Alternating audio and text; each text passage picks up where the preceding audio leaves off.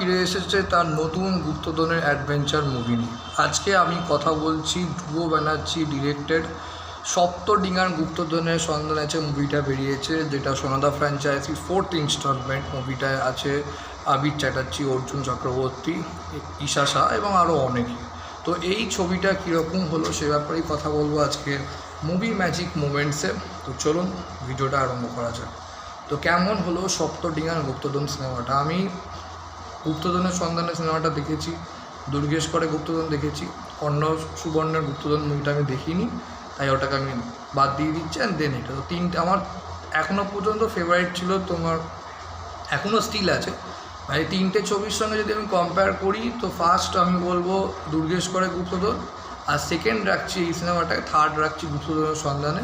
ওটা আমি দেখিনি যেহেতু কর্ণ সুবর্ণের গুপ্তধনটা, তাই ওটাকে বাদ দিয়ে রাখছি। ওটা দেখলে তখন বোঝা যাবে যে তোমার ওটা সিনেমাটা বেটার না এটা বেটার। তো এটা মুভিটা খারাপ হয়নি, যথেষ্ট ভালো সিনেমা হয়েছে। আমি একটা জিনিস পরিষ্কার বুঝে গেছি যে ধ্রুব ব্যানার্জি এই জেনারের মুভিগুলো লাইক তোমার ট্রেজার হান্ট মুভিগুলো উনি খুব ভালো বানাতে পারেন এবং ওনার আইডিয়া বেশ ভালো। এবং সবচেয়ে বড় কথা, নিজের যে আইডিয়াটা যেটা উনি ভাবছেন কীভাবে স্ক্রিন প্লেটা দেখাবে বা কীভাবে তোমার ট্রেজার হান্টটা তোমার দেখালে মানে ফ্যামিলি অডিয়েন্স তোমার এন্টারটেন হবেন এবং ফ্যামিলি অডিয়েন্সটা দেখার সময় এনগেজড অনুভব করবে, সেই আইডিয়াগুলো উনি ভালো এক্সিকিউট করতে পারেন এবং ভালো এক্সিকিউট করার উনি ক্ষমতা রাখেন ধ্রুব ব্যানার্জি। সেটা পরিষ্কার হয়ে গেছে এই সিনেমাটা দিয়ে। সিনেমাটার গল্পটা আমি ছোট্ট করে বলে দিচ্ছি। রাজা প্রতাপাদিত্যর গুপ্তধন, এবার সেইটা একটা ক্লু মানে ওকে রাজা প্রতাপাদিত্য কীভাবে এলো তার একটা হিস্ট্রি ব্যাকগ্রাউন্ড তোমার বলে দেওয়া হয় সন্ধ্যাকে, এবং এই গুপ্তধনটার কিছু কোথায় আছে সেটার একটা ক্লু পাওয়া যায়। গুপ্তধনটা আছে তোমার সুন্দরবনে। এইবার এই গুপ্তধনটা সে কীভাবে তোমার ডিসকভার করে এই সব কিছু জানতে গেলে আপনাদের তোমার সিনেমাটা হলে গিয়ে দেখতে হবে, এই হচ্ছে। এবং এইটাকে এবার এই গুপ্তধনটাকে ডিসকভারের মানে কীভাবে হচ্ছে সেটার সাথে ভালো মিস্ট্রি মানে রহস্য যেটাকে বলে ইতিহাস এবং বেশ কিছু ফলক্লোর এলিমেন্টস সব কিছু যাতে তার সাথে পাজেলও আছে, এই সব কিছুর একটা ভালো মিক্সচার তৈরি করেছে। মানে গুপ্তধনটা তো দেখাতে হবে এবং সেটা অ্যাডভেঞ্চার করার জন্য অনেক কিছু এলিমেন্ট লাগে। ওরা এই এলিমেন্টটা খুব সুন্দর কাজে লাগিয়েছে। স্পেশালি আমি যেটা মানে আমার ভালো লেগেছে হিস্ট্রিটা আর পৌরাণিক ব্যাপারটা, এরা সুন্দর খুব কম্বিনেশনটা ভালো করেছে, স্পেশালি ফলক্লোর এলিমেন্টগুলো। তো ফলক্লোর এলিমেন্টের কম্বিনেশনটা ট্রেজার হান্টের সাথে ভীষণই ভালো হয় মনে করি। মানে পৌরাণিক বিষয়গুলো খুব সুন্দর করে বুঝিয়েছে এবং পৌরাণিক বিষয়গুলো খুব সুন্দর করে কানেক্ট করতে পেরেছে তোমার গুপ্তধনের এই ট্রেজার হান্টের সাথে, এবং তার সঙ্গে হিস্ট্রির কানেকশানটাও খুব ভালো ছিল। তো এইগুলো বেশ ভালোভাবে এক্সিকিউট করেছে এবং দেখতে ভালো লাগছিল। তো প্রথম পজিটিভ দিকই হলো সিনেমাটা, সেটা হচ্ছে ভিজুয়াল খুব ভালো। এবং সৌমিক হালদার মনে ওনার নাম, যে সিনেমাটোগ্রাফার, সে খুব ভালো নেচার শটসগুলো নিয়েছে, খুব সুন্দর মানে শটগুলো নিয়েছে বলবো। অ্যাক্টিং পারফরমেন্সের যদি কথা বলি, সোনাদা ক্যারেক্টারটা আমরা সবাই জানি যে একদম হিস্ট্রি প্রফেসর, খুব বুদ্ধি রাখে মাথায়, প্রেশার টেনশন সিচুয়েশনে সে নিজের মাথা ঠান্ডা রাখে। তো এই জিনিসগুলো খুবই কন্ট্রোলড অ্যাক্টিং করেছে আবির চ্যাটার্জি, ভালো অভিনয় করেছে। অর্জুন চক্রবর্তী এবং ঈশা শাহ তার সাথে যথাযথ সাপোর্ট দিয়েছে বলবো। কিন্তু ভালো লাগবে বেশি হচ্ছে রনিদার ক্যারেক্টারটা, যেটা আমি বলবো মুভিটা অনেক জায়গায় বোরিং লাগতেও লাগেনি বিকজ অফ রনিদাস ক্যারেক্টার।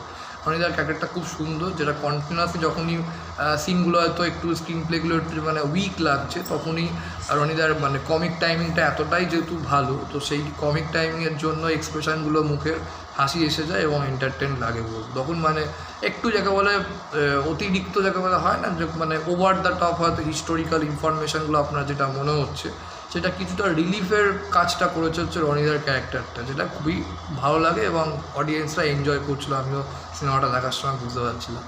আর ওদিক থেকে কৌশিক গাঙ্গুলি দারুণ পাঠ করেছে।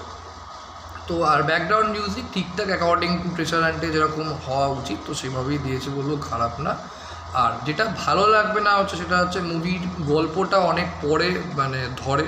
ফার্স্ট হাফটা একটু স্লো, সেকেন্ড হাফে স্ক্রিন প্লে বেশ পেসিংয়ে স্লো লাগবে বলবো, এবং অতিরিক্ত ইনফরমেশান হয়ে গেছে, মানে ওভার দ্য টপ যাকে বলে হিস্টোরিক্যাল ইনফরমেশান হবে যে কোনো ট্রেজার হান্টের মুভিতে, যেটা আমি মনে করি অ্যাডভেঞ্চার। তো এখানে তো অ্যাডভেঞ্চার এবং পাজেল সলভ করে ওরা ধাঁধাটা সলভ করতে করতে তোমার ওই কোথায় ট্রেজারটা আছে সেটা ডিসকভার করছে। তো সেখানে সব কিছুরই এত হিস্টোরিক্যাল তথ্য দেওয়া দরকার ছিল না। তো কোথাও মানে মনে হবে যেন মাথার মানে ভার হচ্ছে, মানে অত্যাধিক বেশি ডিটেলিং হিস্টোরিক্যাল তথ্য দেওয়ার চেষ্টা করা হয়েছে বলবো।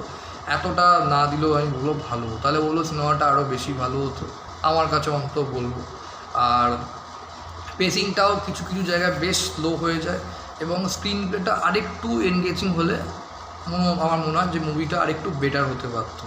তো এই হচ্ছে আমার যেগুলো নেগেটিভ লেগেছে। আর কোথাও কোথাও আমার যেটা মনে হচ্ছিলো অর্জুন চক্রবর্তীর অ্যাক্টিংটা ফার্স্ট হাফে একটু যেন অর্জুন চক্রবর্তীকে আড়ষ্ট লেগেছে, সেকেন্ড হাফ থেকে অর্জুন চক্রবর্তীর অ্যাক্টিং অনেক বেশি ন্যাচারাল লাগছে। বাট ওভারঅল সিনেমাটা খারাপ না, যথেষ্ট এনগেজিং, ভিজুয়াল এফেক্টের কাজ যথেষ্ট ইমপ্রুভ করেছে আগে বলবো।